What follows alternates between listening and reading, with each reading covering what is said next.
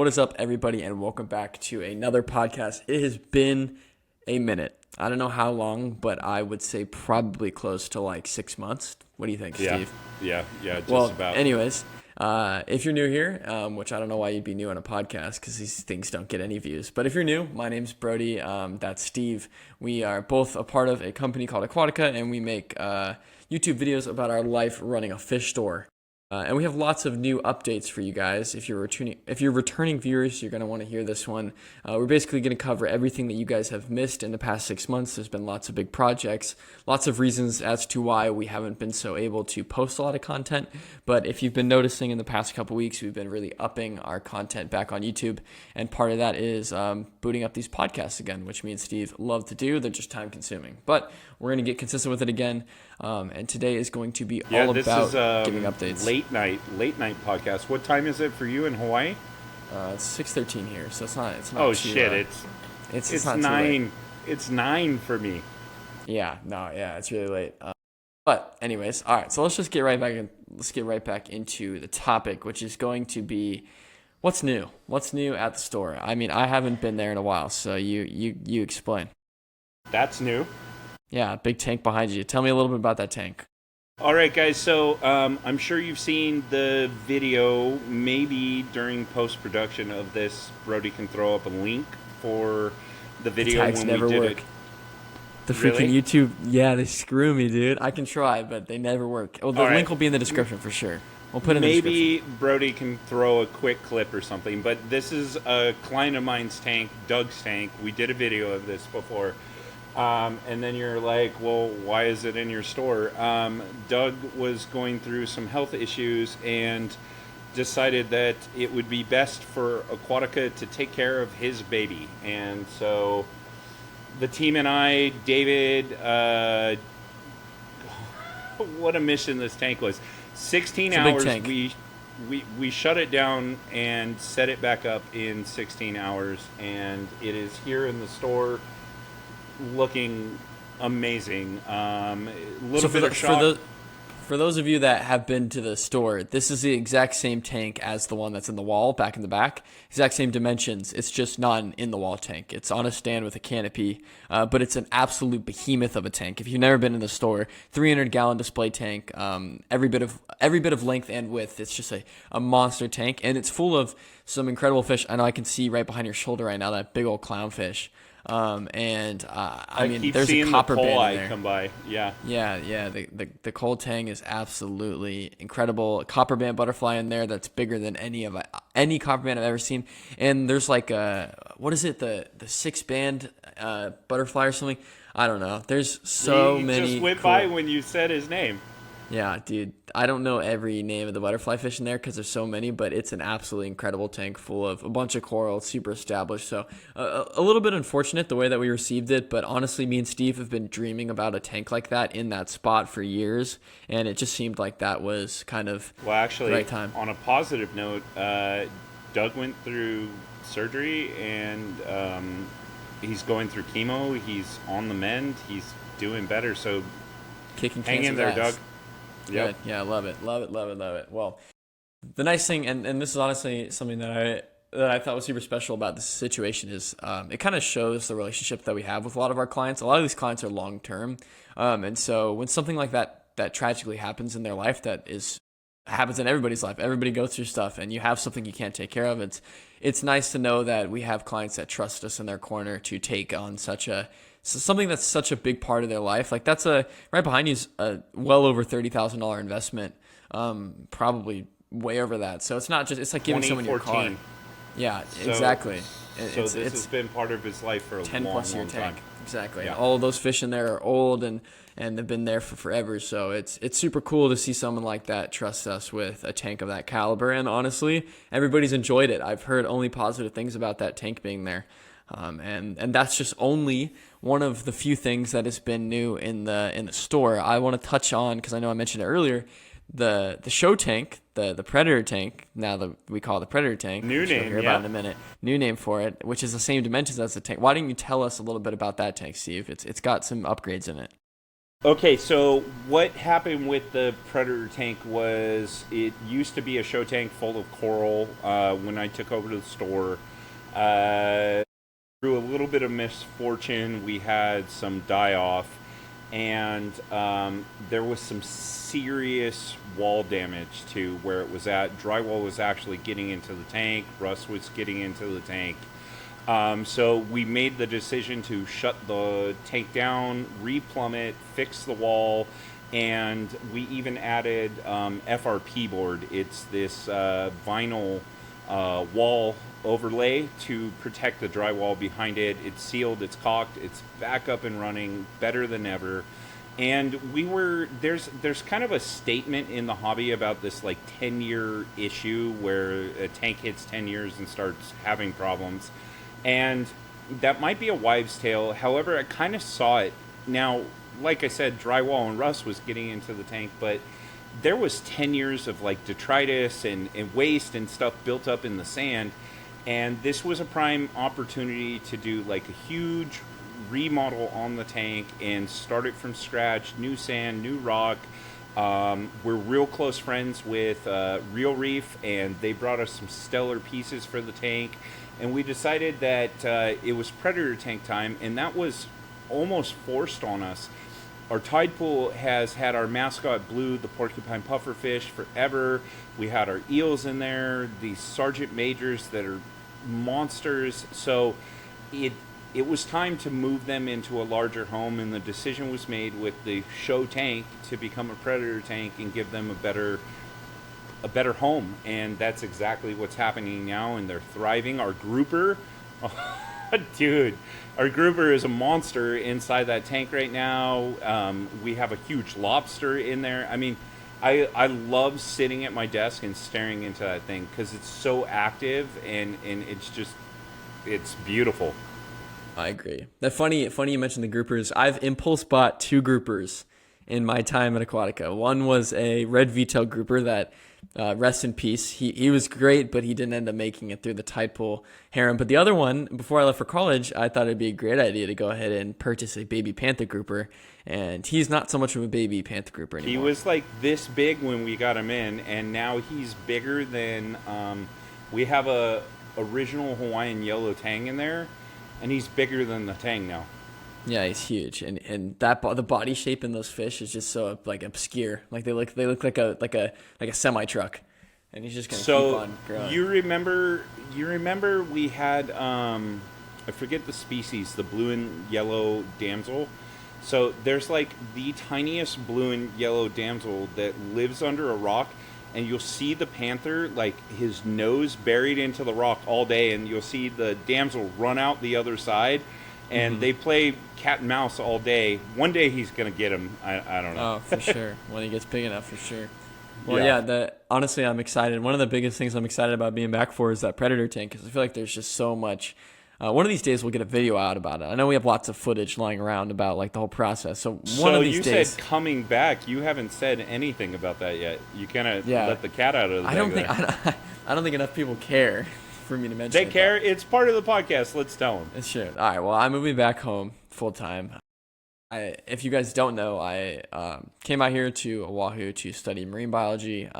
Completed my freshman year, but I've realized that more of my life exists in San Diego, and I have more of a future and a career to pursue there. So I'm going to be moving back, being a lot more involved with Aquatica, and then also furthering my studies to become a conservation biologist, and also I started a business. So all things considered, San Diego's the right spot for me, which is good for you guys because you get lots more content while I'm home and can be involved. So Brody's talking about starting a business. Brody is our social media manager, so we'll just shout Brody out if you want to hit him up and get him to like make your videos look fucking awesome. Bad words. That's Brody's It's a podcast. We can say them. Yeah, I can say bad words. Shameless plug. But anyways, I'm excited to be home and to get working on that show tank, or Predator tank, I should say now, because I feel like it's basically fully stocked. We got nothing else we could basically put in there. But it's full, dude. Being able to film the process of everything growing in there will be a super cool thing. We have other videos for you to film too. So we touched on, we moved everybody out of the tide pool. Tide Pool is waiting for Brody to come back. Yeah, you guys keep asking me, hey, when are you going to start it up? When are you going to start it up? I'm just waiting for Brody to get back so we can get you guys some stellar content. Yeah, no, he's right. We got some good stuff planned for that tank. If you guys, again, there's some people that have never been to the store. So when you first walk in the doors, there's this like, what would you say? Like it's like a half of a hexagon, what type of shape is that? Sure, I don't know. Rhombus. Yeah, it's this weird geometric shape. That I think geometric is just a Half shape. a stop sign. That's an octagon, but I didn't think it had that many. I didn't think it had that many corners. It's got like 1, 2, 3, 4, 5. Yeah. Am I really at the point of drawing this? Yeah, draw this. They want to see. We look dumb right now too because we don't know our shapes. Yeah, true. I think if I'm remembering correctly, It's 5. It's 5 panels. 5. Wait, Yeah, 1, 2, 3, and then 4, 5. you're right. It's like that, correct? Yeah. Yeah. So essentially, you walk in. The doors are up here. You walk in, and that's the front of the show tank. That's our Tide Pool focal tank. point. Yeah, and for forever it was home. Oh, well, it went through many different stages. I think way back when it was like a coral tank, and then it turned into an enemy tank, and then by the time I had gotten there, it was kind of just a junk drawer of fish, if you will. Like it was kind of just the outcast. Thunderdome. It was Yeah, the like- Thunderdome. It was sort of when clients would bring in all their like mean fish that were killing everything else. It's just like, just throw it in the tide pool. So forever, if that's what it kind of was. And then one day, I think Steve just decided it was also home to our mascot, Blue, a porcupine pufferfish. And then one day, Steve decided that it was time to move everything out of there and make a predator tank inside of the show tank when all that stuff went down, like he explained. And me and Steve had came up with the idea a while back of turning it into a clown harem with a bunch of anemones. And that's where it stands now, although I'll let Steve explain. Steve and Ethan have very much made that idea much cooler, and they have some plans for it. So we've been collecting aggressively. I'm looking at a huge carpet anemone with a color pattern that I've never seen before. I have my giant green one over there, so we're going very much in depth with a nem tank and a clown harem. However, Ethan somehow convinced me to trailblaze. So we built a glass box that's in the center of the tide pool. We ran plumbing to it, and the idea behind this is kind of like an infinity overflow, cascading waterfall type thing. We're going to try rock flowers in the center of it with sexy shrimp. If it doesn't work out, we'll fill it with sand and make a mangrove basin. We've done so many trick things. So you guys saw, hopefully, and maybe Brody will throw a clip of this up, the Lars build. And we did something really trick on the Lars build. We hacked up some TV mounts. We used some T80 aluminum bar, 3D printed light mounts. And so the light bar actually pivots against the wall, and you can push it away against the wall to service the tank. And so that was a collaboration between Lars and Aquatica, and it was creative, and we came up with it. So we reproduced it in here, and that is your focal point when I'm pointing to the front of the store behind me. When you walk in, you see a custom built light mount, a bunch of radions, and then this huge glass box in the center of our half stop sign popping out of the tank that's supposed to overflow and cascade. So we'll see if it works. It's never been done before. We're just kind of waiting for Brody to show up and put water in it and see if we made a mistake or not. A decadon seems to be the verdict, by the way. But see, A this is decadon? why. But this is only because it's a 5-sided shape. So Okay. double of a 5-sided shape would be a 10-sided shape, and a 10-sided shape is called a decadon. But I don't exactly know what There's a got to decadon be. looks like. Are we asking Google? Hey Google, what's a 5-sided shape? Well, that's a pentagon, but that's a complete 5-sided shape.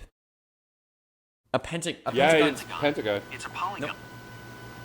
He said polygon. I wonder if it's like a rhombus. Rhombus is 4 though. Neither of us paid attention in 4th grade. No, that's like kindergarten stuff, bro. Is it? We're blowing I it. don't know. Shapes. are not my thing. Well, No, anyways, fish, we'll fish. this is bad pod, but we'll keep it on track. I have some ideas. So that was basically all the newer updates. You guys know the normal stuff, the normal coral flats and the fish systems. Not much new with that. We have some new cool stuff, like a rockfish. But if you're going to hear us yap about that, you're going to have to go watch the YouTube videos because I don't feel like talking about a fish I've talked about so much lately. And instead, I'd like to talk about new things, which I have some plans for, which is this is the first time I've ever mentioned this to Steve. But I'm really interested in doing a dwarf seahorse tank and doing it methodically because we've done seahorses in the past, but it didn't turn out very well. But there's a company out there called Alyssa's Seahorses, or it's like Seahorse Savvy. I got you beat. No, you don't. Yeah, and you got me. Yeah, I'm gonna shout out Tyler at Addictive Reef Keeping.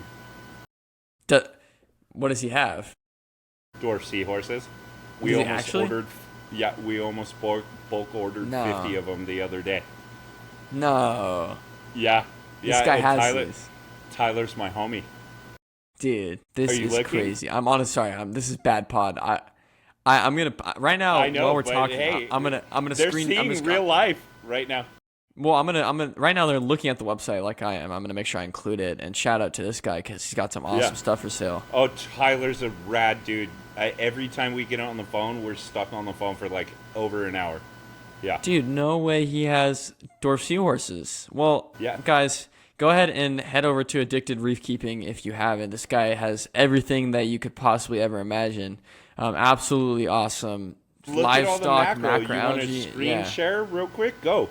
Let's go. No, they're looking at it. I'm gonna edit it out and put it in post. Okay, so they'll be watching it right now. But man, dude, he's got some bristle worms that are gnarly. He's got snails. I stumbled on Tyler. I saw on Instagram a video, and it was saying we just shipped 2,800 Aptasia, and it's a big bags filled of Aptasia, and I'm like, why?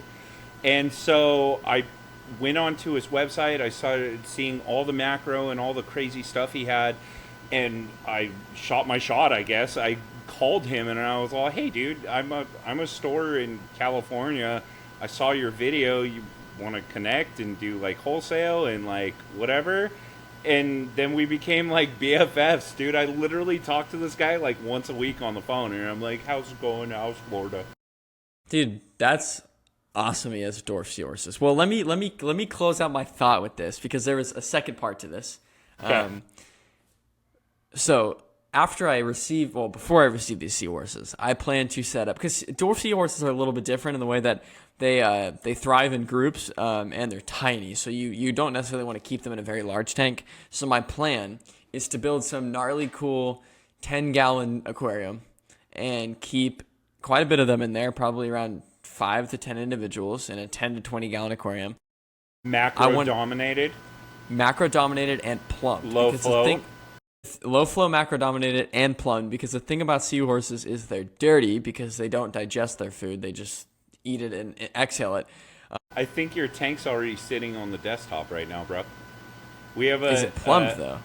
No, it's an all-in-one with ATO hooked up onto it. It's thriving with macro right now. It's a little under 10 gallons. We have a skimmer for it that we're not using because we're trying to keep the nutrients high for the macro.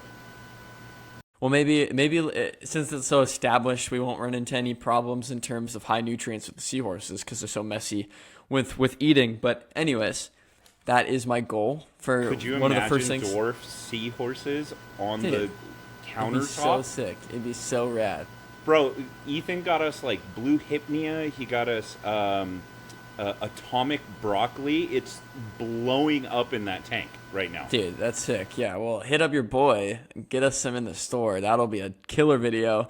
Stay tuned if that's what you want to watch. Us get some amazingly cute dwarf seahorses. I'm so down. You can't scare me away from this again. Nope.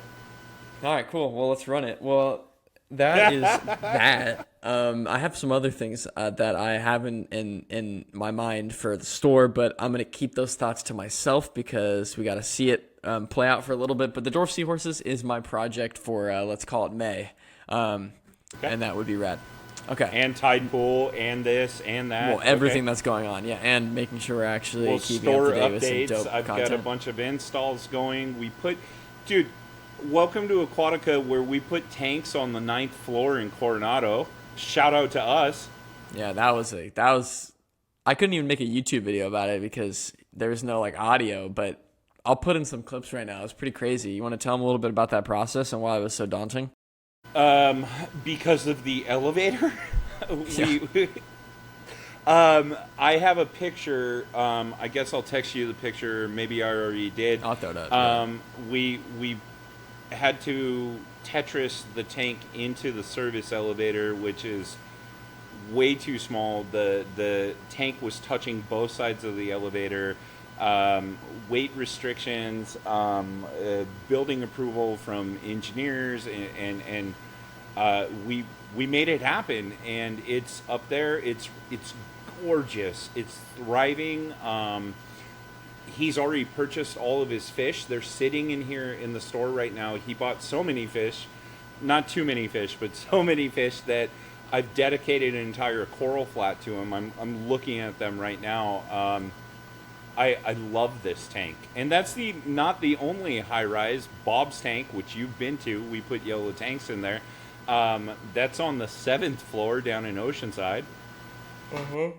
That tank is crazy. I don't even know how you function with these tanks.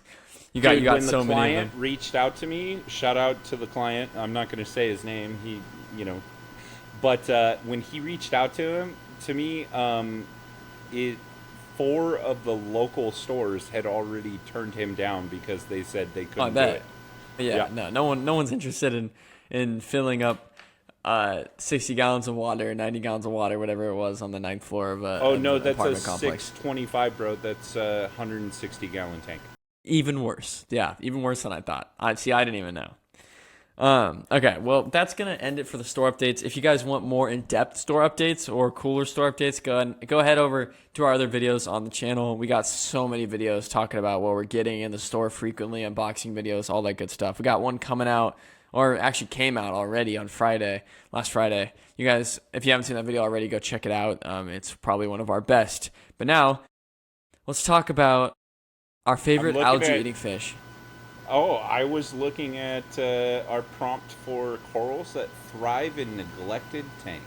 We can talk about that first. All right, let's talk about corals that thrive in neglected tanks. Good corals that are good for beginners, but also good for people letting out every time of their day. Good corals is subjective, though. Thrive in a neglected tank. Aptasia, waving hand anthelia, pulsing xenia, but that is the worst thing you could ever put in your tank. So. True. So that's not a good coral. Okay, mushrooms, zoas, softies, leathers. Specifically, what type of mushrooms? Because I've had issues with certain types. Not doing so well. Discosoma. Discosoma are great options for people that want easy to keep coral, low light coral. They look amazing. We have blue discos sometimes, red discos, green discos. Basically every color of the alphabet. That Next doesn't make step sense. would be Redactus. Redactus are great too. What else? Leathers are fantastic. Toadstools. I would say that's the next step up. Like mushrooms are here, then the leathers kind of jump up, but they're still way easier than anything like a Euphyllia coral. I'd say like a branching like finger type leather, like Singularia, Devil's Finger, something like that. It's a really rewarding, flowy coral. Polyp extension, comes in different colors. I feel like, and somebody might drag me, but not as... corals have this issue where they can do chemical warfare, they can shed, they can slime out. You need to keep charcoal on hand or activated carbon. I'm old school, so charcoal, right? I feel like even though the Singularias do actually do that, I don't feel like they're as gnarly as like a toadstool is. Yeah, and maybe that's just my opinion, No, I agree. Yeah, so those are some good options. And if you're getting a little crazy, I'm trying to think of like those are the options everybody always gives. So I'm trying to think outside the box a little bit. Stuff that's done well in my experience that maybe is not always mentioned as a beginner coral. Okay, beginner SPS, plating Montipora, like a Bird's nest. purple stylophora, bird's nest, something like that. You know, you got to keep an eye on your alk, but if you're even semi consistent with your alk, you can have a huge colony of stylo. Yeah, so that'll be that. That's a good coral for beginner to intermediate hobbyists. That's consistently testing to a certain extent. Maybe not every day, but you're up to Maybe date with your consistent stuff. on water changes. Good with water changes, but like we said, if you're gonna neglect your tank, probably don't get any coral. But if you were gonna get any coral, I would say mushrooms would do fine in a neglected tank. They honestly are bulletproof in my opinion, but please don't neglect your Right? tank. Some zoas, specifically Pallies. like pallies, yeah, Yeah, dude, I was gonna say you pallies can't are stop bulletproof. them. No, it's kind of annoying, and then you cut them, and then you die, so you can't even cut them back. Don't eat them. Don't eat them. Okay, that's So that's okay, some so good picks. we touched on it. People were probably like, "What are you talking about, pulsing xenia?" Don't put pulsing xenia in your tank. It's very attractive. It does this. It's super cool looking, and then you blink, and your entire tank is covered by it. And we have a video of removing all of that, re-aquascaping a client's tank that it took over. Same with waving hand and Thelia. Mute, beautiful coral. I have a boatload in the predator tank because it's a garbage coral, and if they eat it, no big deal. It actually filters the water, so it's helpful, but it is a weed and will take over.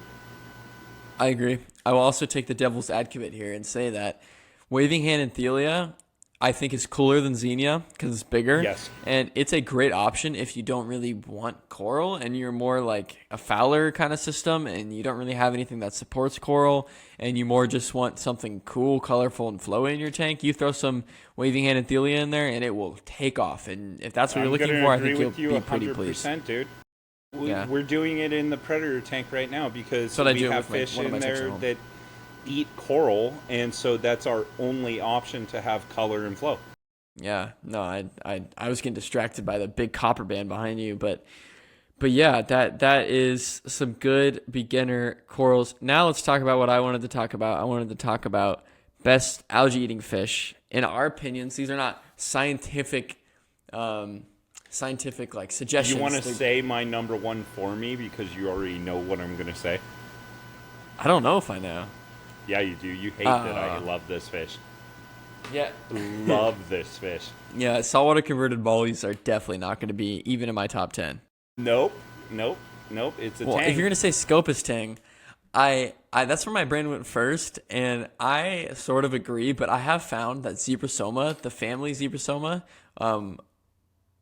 all Lazy. of yeah, and pretty like they acclimate to like a lazy life. Like any fish, any fish under that genus is gonna just kind of sort of like chill after time. Like maybe when you first introduce them, if it's a good individual, they'll eat at algae, and maybe you'll strike gold and you get one that eats algae for the rest of its life. But I'm gonna be honest, big yellow or my little yellow tang and my big Desjardini never touch any sort of algae in my tank because they're so spoiled and they just eat the algae clip. Yeah, I'm going to go there with you too, bro. You need like a tang army, and you need to diversify between like Acanthurus, Bristletooth, Zebrasoma.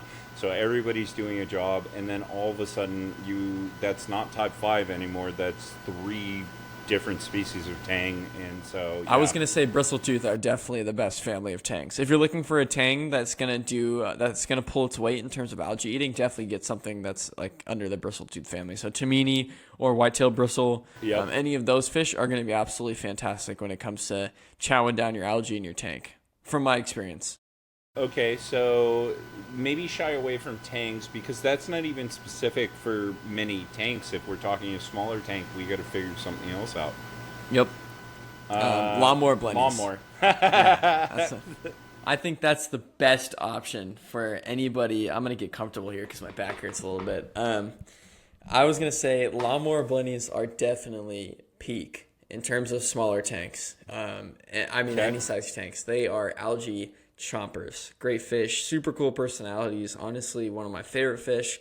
They don't look that crazy. Like they're kind of boring, but their body shape is interesting, and their personality, I think, makes up for it. So I would definitely throw a lot more Blenny into the mix. Saltwater converted mollies are a good option. I'm not on board with that because I have my like personal rejections of the idea only because I think that if you're going to get us freshwater fish, you might as well have a freshwater tank. But they do their work, so I guess that's all that matters. See, I want to say butterfly next, but it's like that's not a fish that everybody can have. We've got wrasses that love seaweed, so by proxy, they love algae. Butterfly fish more oriented towards like microfauna. Like wow, Yeah. voice crack. Haven't hit puberty yet. I thought butterflies were more like copepods and like little like and wrasse are a lot like a except lot of like all of the butterflies in here destroy the seaweed, so that lends you to think, okay, they're picking at the rocks looking for seaweed, algae, stuff like that. Same Have with you angels.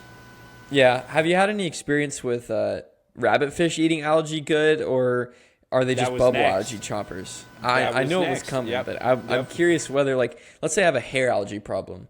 Are rabbitfish going to be a good option? So here's my example right now. The client, Aaron, that we redid the tank, we pulled all the rocks out that was covered in Xenia and Anthelia, right? So we re-aquascaped that. We started a cycle over. We're in the ugly phase. It's covered in fucking algae everywhere, right? And we have an aggressive cleanup crew in there. We've got an army of urchins and snails and stuff like that. I just put in a bristletooth, a foxface, an orange spot, purple tang, and there's a hippo tang in there. So that like covers everything that I would recommend as a store owner for a 300-gallon peninsula. Like we're banging that out, right? And he got prime ones. We got a whitetail bristletooth in there, right? So 2 weeks ago, I put them in there, and I mean it was ridiculous, like how much algae. Like when Gabe and I went and did service, and we were dropping off the fish, we spent a solid 35 minutes like picking like long strands of there. I was there today for service, and I could not find any algae. The rocks were stripped, and I'm just pumped. Yes, foxface, grubs, orange spot rabbitfish, grubs, and then you have the benefit that they probably will eat bubble algae too if that's in there. And I have had turf algae, and people are going to drag me and say no way, no way, but I swear to you, dude, they don't discriminate. They pick at anything green. So yeah. Yeah, I think that's fair.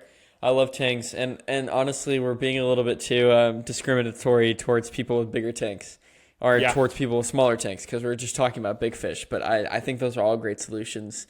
But I do want to think outside the box, outside of lawnmower and blennies, and talk about fish maybe that are good for like a tinier tank, like a small tank.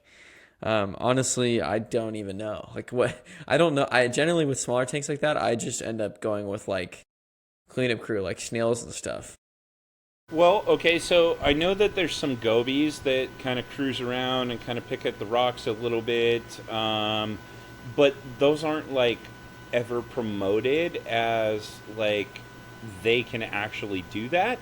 And so I don't want to start saying that and then you get your hopes up and go, oh, I got a banded goby and he's not eating algae, but you said he would. Yeah. So if you're a smaller tank, why don't you maybe rely on your cleanup crew? So I have a small tank in here in the fish system, and that's where our hermit crabs are. And at any given time for sale, we probably have 300 to 400 hermit crabs, right? And as a store, sometimes algae pops up in our tanks, and so if I find a rock or maybe a coral egg crate that's full of algae, I'll just drop it in with the hermit crabs for a day or two, and they'll strip it clean. So hermit crabs, don't forget about them. Diversify your snails, Emerald crabs. emerald crabs, margarita snails, turbo snails. Don't sleep, guys, on your urchins. Those guys are hard workers. I mean, there's some issues with having urchins. They're going to walk around with that, whatever they can pick up. They kind of bulldoze things over. and they will strip a rock clean of coralline. So, and they're delicate; they have to have a food source, but that is probably the leader of your army when it comes to a cleanup crew. You know? Yeah, I agree. Yeah, I think everything you said, and then honestly, you might, and again, I get what you're meaning. I get what you're trying to get at with like the don't want to market fish that we can't totally undeniably say it eats algae, but I'm gonna go out on a limb and say that anything that ends in the name blenny is going to have a shot at consuming algae. A lot of the times, Absolutely. like tail spot blennies, or even Starry. Colchester gobies, starry Yep. blennies. Gobies and blennies generally have some type of herbivorous diet, or omnivorous. So there's some type of greens in there, and they may or may not go after those types of algae. So I think those are all great options that are Yeah, I should mean, not be you and I overlooked. have seen it in the store, like, you know, and there's outliers and there's rogues in every situation. Like, okay, perfect example, filefish, right? Filefish, oh, those are great for aptasia until they're not. I just yanked the filefish out of here because he was trying to eat the goni. I'm like, what are you doing, bro? Like, Yeah, come no, on. I agree. Yeah, no, I agree. Totally. All right. So next segment, next question is: are bioload rules overrated? It's a controversial one. So but let me preface before we go into this. I don't know if there's a single like rule out there. Like I know that people like I've heard like what is 10 it? It's fish like to this many gallons. Yeah. yeah, it's like 1 inch of fish per every gallon of tank. So like if you have a 20-gallon tank, you get 20 inches of fish, and like a Royal Grama is like 4. So if you try to put it into perspective, Royal Grama is like 4, clownfish are like 3. You get a pair of clownfish, that's 6. A Royal Grama, that's 10. You probably have room for like 3 other fish, which in my head for a 20-gallon tank feels overstocked. So that's what I'm trying to get at. Like I don't know if they're overrated because I don't know what bioload rules are Hey, essentially. I'm gonna answer this in my opinion, and it's gonna be controversial. I'm gonna preference. How do you actually quantify? How do you quantify? And that's there's so many moving parts to this. Okay, so like even this tank, for example. Okay, so we have a thriving established reef that is feeding off of nitrate and fish waste and food and all of that. So, how do you quantify the filtration of just this alone? And then in under the skirt here in the sump, oversized skimmer. We're dosing Nopox. We've got a refugium going. We got to be careful not to zero out nitrates and phosphates. How do you quantify?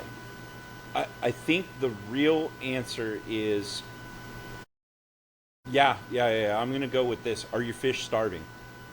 Do you have too many fish in there and they're starving and they're overcrowded? And, you know, a lot of people overfeed. And if you can keep your tank fed well and keep it clean and you're not going crazy on your parameters, you're probably okay. No, I I mean, agree. you can't put 100 fish in a 20 gallon. You probably shouldn't put 100 fish in a 300 gallon. But then again, are we talking 100 like chromies? That might be okay for a little while.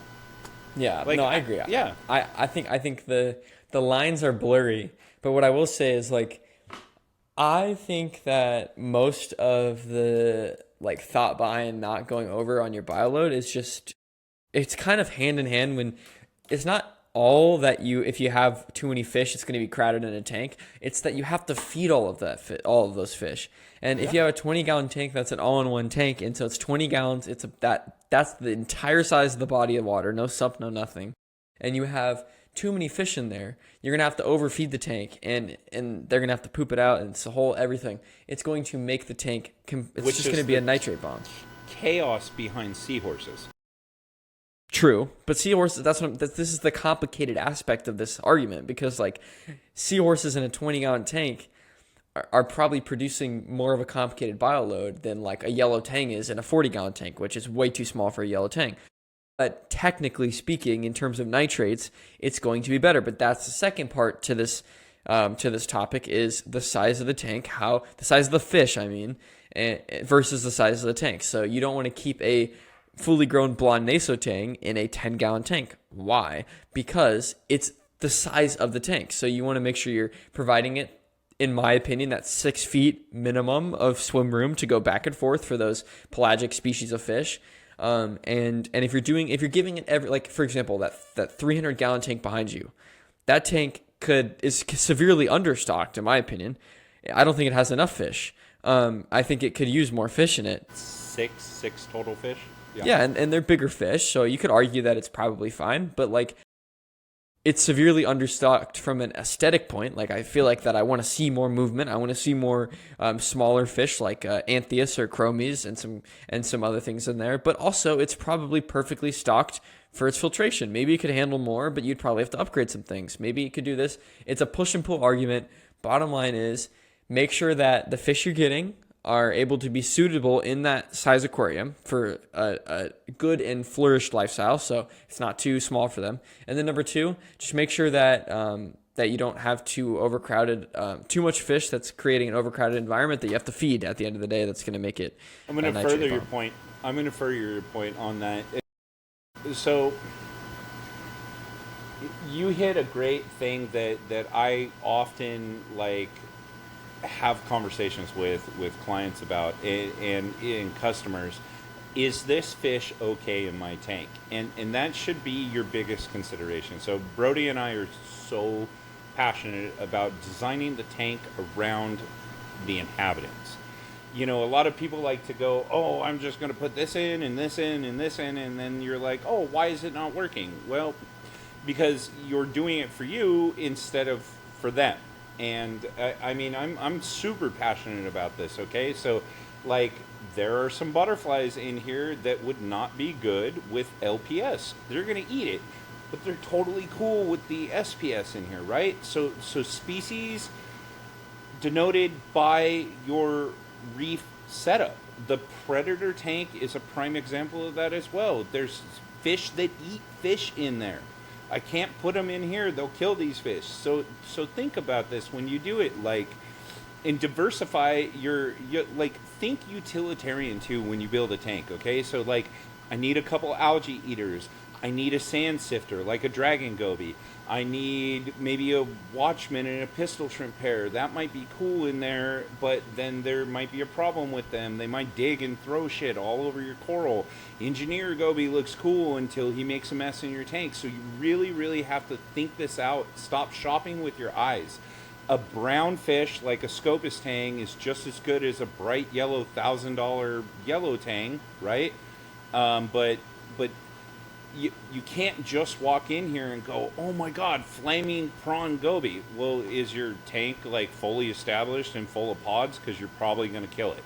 You can't just buy a mandarin because it looks cool. You got to think about these things, and then think what your end result is. You know, when I touch on a sand sifting fish like a dragon goby, he's going to do work. He's ugly, but he does work and makes your tank look beautiful and keeps this whole cycle of the ecosystem rolling for you. Yeah. I would say, all encompassed, the final thought on that question, just to close this part of the podcast out, is I think our answer to this question is bioload is definitely a real thing that you should pay attention to. And I think the easiest way to make sure that you have an adequately stocked tank and you're not going over or under a bioload is just make sure you pre-plan the tank out. Make sure you got every fish in mind before you buy the tank, or maybe you don't got every fish in mind, but you have a general idea of what you want to put in it, so you don't go that far over it. And I think if you do that, I think you'll be perfectly fine when it comes to stocking a very good-looking tank with all the fish that you want in it. All right, so I'm going to go into this next segment. We're going to talk about some questions we've gotten in our DMs. We're going to answer some questions off rip. Steve doesn't know about these questions. I just pulled them from the Instagram. First one is, I bought a Blenny from you guys last week. He's hiding a lot. Is that normal? Yes. So it is normal. Yes. It's what Yes. Blennies do. It's what Blennies do. That should be a freaking t-shirt. But I will say it will get better with time. Especially, I don't know what blending they were referring to. I'd have to get more specific with it. Bicolor. So bicolor blennies, same with tail spots. They're generally going to pick a certain spot in the tank that they want to stake out at, and they're going to live in that little spot, and you'll just see their little heads poking out. But when it comes time to feed, they'll actually come out. And sometimes, if another fish swims too close to its home, he'll come out and make sure they know that it's his home. So they have a really interesting behavior, but I think it's honestly unique and pretty cool to watch. I want to say something about tail spots, bicolors, stuff like that. So we do something a little bit different than your normal fish store. We like to keep live rock in our fish system. We try and keep coral in there, try and give them the best integration, right? So that being said, there are definitely some downsides to that, some cons, and those little fuckers. Yes, can I please have that bicolor that I see right there? And I am trying desperately for 20 minutes to get him out of his tunnel in his rock. It's hard as hell to terrible. catch. It's terrible. Yeah, but to answer your question, it is normal, and it will get better. Okay, next question. I'm trying to seed my tank. Do you guys carry copepods or live Fido? Absolutely. Yes, we do, and we get it from Dinkins Aquatic Gardens. Some of the best to do it, and it's sort of inconsistent when it comes to when we're able to stock it in and get a lot in, but we try to keep it in the store at all times. Like that. That's the problem. Yeah, it sells out so quick. But if you day. Yeah, if you go ahead and message us, give us a quick DM to follow up with that, or I'll reach back out to you and you can follow up. And if you want some, just let us know and we'll hold some for you. It's not that hard for us to do that. I'm going to say the reason we're really on top of Dinkins too, fantastic customer support. The quality of their product is amazing. Their live Fido is crazy, but I really want to shout out their pods. So what they offer is the Snackle Box, and it's a mix of Tisbe, Tiger and Acropolis, and I probably just murdered all of those. I don't care. But you did, don't worry. Yeah, it's okay though. Yeah. But yes, it's a great mix. Yep, great mix. We've tried and true, not only in our tanks but throughout our clients. It's a great product. So yes, we do carry copepods and live Fido, and we can hold some if you need it. Okay, next question. Can I keep a clownfish pair in a 3.5 gallon Fluval Evo, or is that too small? I think it's a great size. I think honestly, I honestly, I have owned one of those things. 13-gallon Fluval or a 3.5? No, 13.5. Okay, I thought you said 3. I believe it's a 12-gallon display and a gallon and a half in the back for the filtration chambers. I personally have owned this tank several times, and I think it is suitable for 2 clownfish and a firefish, or 2 clownfish and Watchman goby, or 2 clownfish and something of that size. So yes, to answer your question, great fish, or a great size tank for 2 clownfish, and you can probably add specific on the clowns, bro, because you can't get like monster clowns. They got to say no, go oscillators, oscillators or bust. I will stick to that till I die. I don't want no percula. I don't want no maroons. I don't want anything but my good old oscillators clownfish, Shadow Nemo. Actually, though, let me look this up on Google, because I was curious about this the other day. I think Nemo is an oscillators clownfish. That makes sense to me. It looks like an oscillators, but is that actually what people predict? Percula. Is it a percula? I don't know. I'm calling percula. You're calling oscillators. Let's find out. Oh, it's an oscillators clownfish, not a percula. I knew it. Okay. He looks like a little oscillators clownfish. Okay, we're getting sidetracked. Next question. We got a few more here. I actually don't know the answer to this. Can I keep a fire shrimp and a peppermint shrimp together in a nano tank? Yes, but that is with caution. There's always outliers. There's always rogues. There is potential for aggression. So I would say observation is key, and if there is aggression, pick which one you want more. I'm going to say probably the peppermint shrimp, because he has a job to do versus the fire shrimp. I mean, actually, the job of the peppermint shrimp eating Aptasia is more valuable to me in that situation. So No, I totally agree. I don't know the answer to this question, but I do have some thoughts because I have some understanding of shrimp and how they act, and especially the different species of them. I would say if you're going to do this, and to give yourself the best chance at having success, I would say make sure you have enough space. Probably 20-ish gallons or more is probably best. Make sure you provide plenty of like hiding spots. You got plenty of rock work, and to extend on to that point, make sure they're introduced at the same time because yes. that's probably the best chance you're going to have is if they're What was introduced the at the same tank time. we were doing? A nano?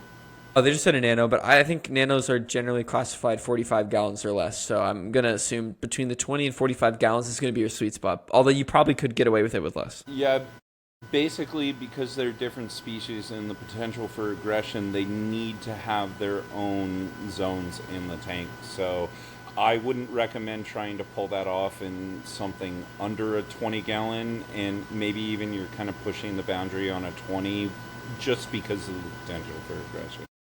No, I agree. Sorry, I just have one more thought.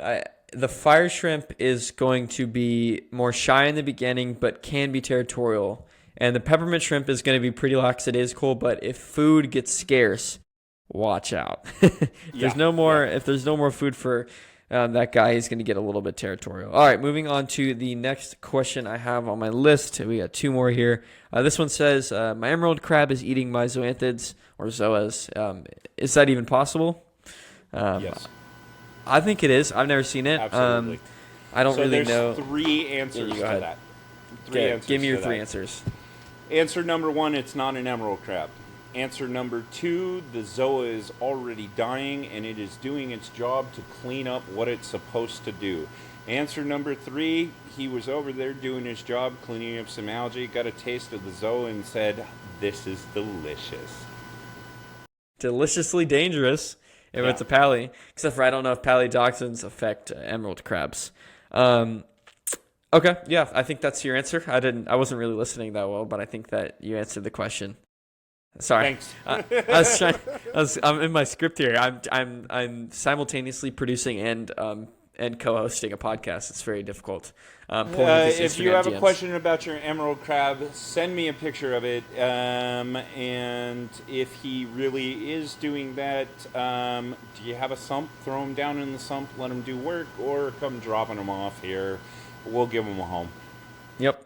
All right. Last question I got on my list is, hey, Steve, what's the best cleanup crew for a nano tank with sand and live rock? Okay, all right, I'm going to go ham. Nasaria snail. Can we get a conch in there? Probably. Let's get a pincushion urchin.